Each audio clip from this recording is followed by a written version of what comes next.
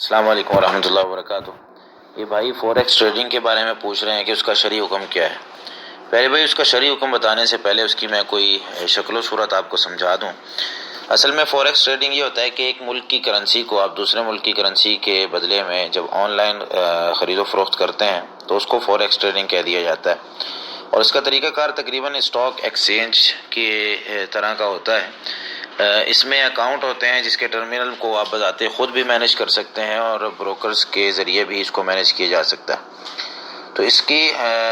جو اس کا بازار ہوتا ہے اس میں مختلف ملکوں کی کرنسی کو آپس میں خرید و فروخت کیا جاتا ہے اور اس میں نفع اور نقصان اٹھایا جاتا ہے۔ سب سے پہلے اس کا ابتدائی مرحلہ تو یہ ہوتا ہے کہ آپ یوں کہیں کہ $1000 جو ہے، اگر آپ فوریکس ٹریڈ کمپنی میں اکاؤنٹ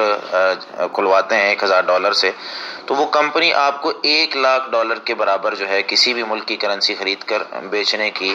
جو ہے وہ طاقت آپ کو دے دیتے ہیں، یا آپ کو یہ اتھارٹی مل جاتی ہے کہ آپ $1,00,000 کو اس کے یعنی اس کے بدلے میں جو چیزیں ہیں وہ خرید سکتے ہیں۔ اس کے پیسے بھی ہوتے ہیں، کوئی دوسری چیز بھی خریدی جا سکتی۔ اب ہوتا ہے اس طریقے سے کہ اگر آپ نے $50,000 پاکستانی جمع کروائے، یعنی $1,00,000 جو ہے آپ کا، وہ اگر 50,000 پاکستانی عوض، یہ ایک مثال دے رہا ہوں، اگر پاکستانی $50,000 کے عوض بن جاتا ہے تو آپ وہ جمع کرواتے ہیں اور اس کے بعد آپ کا اکاؤنٹ کھل جاتا ہے۔ اس کے بعد آپ $1,00,000 کی جو ہے کوئی بھی چیز جو ہے وہ خرید سکتے ہیں، کوئی یورو خرید لیں یا کوئی اور چیز آپ اس میں خرید لیں۔ تو اس طریقے سے یہ ہوتا ہے، اور پھر کمپنی جو ہے اس میں سے جو فائدہ ہوتا ہے اس میں سے کچھ سینٹ وہ رکھ لیتی ہے، اگر نقصان ہوتا ہے تو آپ کے وہ جو پیسے جمع کروائے آپ نے اس میں سے کاٹ لیے جاتے ہیں۔ تو یہ میرے بھائی اب درست ہے کہ نہیں؟ تو اس میں خلاصتاً یہ ہے کہ دو چیزیں سمجھ رہے ہیں۔ ایک تو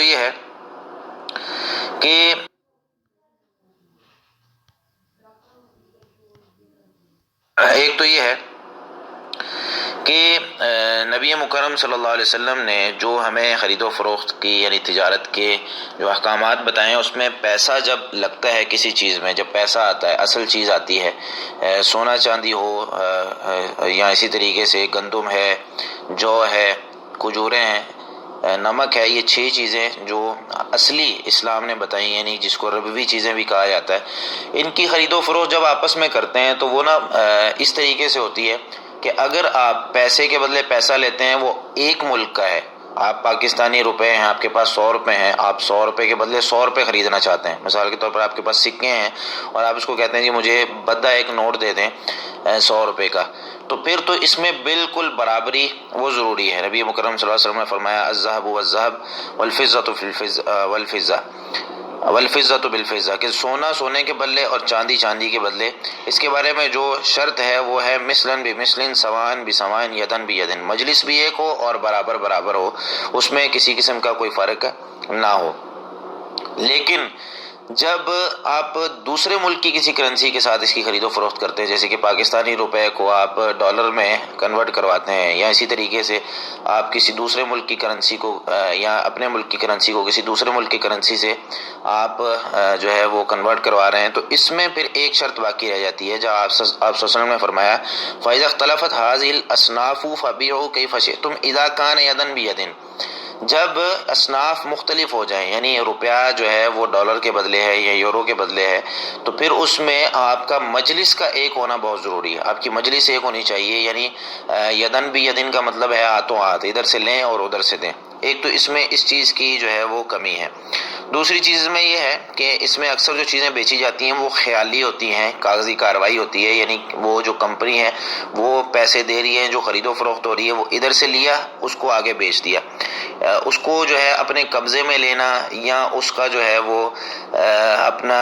اپنے پاس رکھ کر اس کو پھر بیچنا یا اس سے فائدہ اٹھانا۔ فائدہ صرف یہ اٹھایا جاتا ہے کہ اس کی قیمت بڑھنے کا انتظار ہوتا ہے اور کوئی فائدہ نہیں، یعنی ذاتی طور پر وہ چیز خریدی نہیں جاتی۔ تو ایسی خرید و فروخت بھی اسلام نے اس سے منع کیا ہے، جس طریقے سے جو پہلی حدیث میں نے بیان کی وہ صحیح مسلم کی 1587 نمبر روایت ہے۔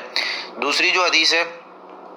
اس میں سیدنا عبداللہ بن عمر رضی اللہ تعالیٰ عنہ فرماتے ہیں کہ ہم نبی مکرم صلی اللہ علیہ وسلم کے زمانے میں نبتاع الطعام، ہم کھانا خریدا کرتے تھے، تو ہماری طرف آپ صلی اللہ علیہ وسلم ایک آدمی بھیجا کرتے تھے جو ہمیں یہ حکم دیتا تھا کہ اس کو اس جگہ سے لے جا کر کسی دوسری جگہ پر رکھیں، یعنی اپنے گھر میں لے جائیں. اس طریقے سے ایک حدیث میں واضح لفظ ہیں صحیح بخاری میں 2135 نمبر، جس میں سیدنا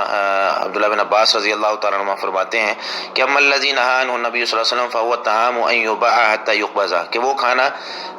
کہ جو خرید لیا جائے تو نبی صلی اللہ علیہ وسلم نے اس کو بیچنے سے منع فرمایا ہے حتیٰ کہ اپنے قبضے میں لے لیا جائے. تو اس میں قبضے والے بھی کوئی صورت نہیں ہوتی، بس ایک کاغذی کارروائی ہے.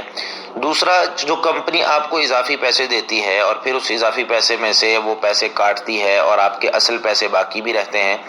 اور اس طریقے سے آپ یہ جو کام کرتے ہیں. اس میں ایک اور چیز یاد رکھیں، ایک چیز آپ کے پاس ہے ہی نہیں، یعنی آپ کے قبضے میں آئی نہیں ہے یا آپ نے اس کو خریدا ہی نہیں ہے، آپ کے پاس موجود نہیں ہے اور آپ اس کو بیچ دیتے ہیں، یعنی باہر سے ہی آپ صرف پیسے لیتے ہیں اور فون پہ ہی بات کروا دیتے ہیں، تو اس طریقے سے بھی یہ درست نہیں ہے. یا آن لائن آپ اس کو جو ہے وہ اس طریقے سے کرتے ہیں تو درست نہیں ہے. اگر آپ اس کے مالک ہیں تو پھر تو آپ بیچ سکتے ہیں، وگرنہ آپ اس کو تیسرے بندے کے پاس بھیج دیں جس کے پاس وہ چیز موجود ہے. وگرنہ آپ اس طریقے سے کریں کہ وہ چیز پہلے تیسرے بندے سے خرید لیں اور پھر جو ہے وہ اس کو آپ چیز بیچیں. نبی مکرم صلی اللہ علیہ وسلم نے ارشاد فرمایا کہ لا تبع، ابو داؤد کی روایت ہے 3503 نمبر، جس میں آپ صلی اللہ علیہ وسلم نے ارشاد فرمایا لا تبع ما لیس عندک، کہ نہ بیچ وہ چیز جو تیرے پاس ہے ہی نہیں. تو خلاصتاً شریعت کے جو احکامات ہیں وہ یہ ہیں کہ چیز کو آپ خریدیں تو وہ آپ کے قبضے میں آئے، یعنی چیز موجود ہو، اس کی جو ذات ہے وہ موجود ہو، وہ آپ کے قبضے میں آئے. اگر تو وہ چیز منتقل ہو سکتی ہے، مثلا کہ زمین وغیرہ نہیں ہے یا ایسی چیز نہیں ہے جس کو منتقل جو ہے وہ کیا جا سکتا ہے، تو پھر آپ اس کو منتقل نہیں کیا جا سکتا تو پھر آپ اس کو منتقل نہ کریں. جیسے کہ زمین ہے تو زمین تو ایک جگہ سے دوسری جگہ منتقل نہیں ہو سکتی، لیکن اس کی مکمل کاغذی کارروائی ہو، آپ کے نام ہو، پھر آپ اس کو آگے بیچیں. اور اسی طریقے سے اگر کوئی ایسی چیز ہے جو آپ کے جو ہے اس کو آپ قبضے میں لے سکتے ہیں اور اس کو ایک جگہ سے دوسری جگہ منتقل کر سکتے ہیں تو پھر آپ اس کو منتقل کر کے ہی اس کا جو ہے وہ اس کی خرید و فروخت کریں گے. واللہ تعالی اعلم بالصواب.